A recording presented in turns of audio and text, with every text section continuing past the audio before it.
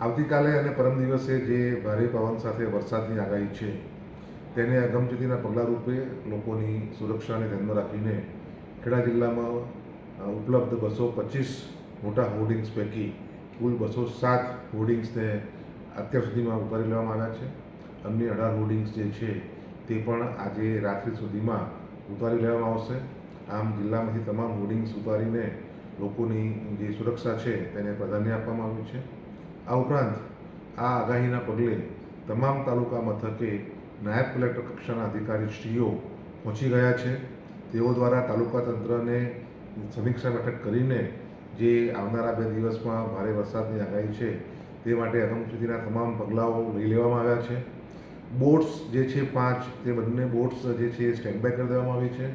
SDRFની 2 ટુકડીઓ છે, 2 ટુકડીઓને પણ સ્ટેન્ડ બાય કરી દેવામાં આવી છે.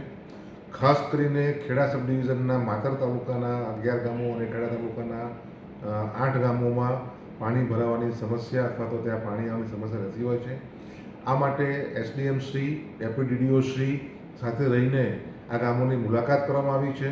સરપંચ તલાટીને આ બાબતે સાવચેત કરવામાં આવ્યા છે અને આ ગામોમાં જે સુરક્ષા માટે, જે રેસ્ક્યુ માટે, રિલીફ માટે, બચાવ કામગીરી માટે જે સંસાધનો ઉપલબ્ધ કરાવવાના હોય, જેમ કે રોપ્સ છે, લાઈફ બોયઝ છે, જેકેટ્સ છે, એ તમામ જે છે એ ત્યાં ઉપલબ્ધ કરવામાં આવ્યા છે.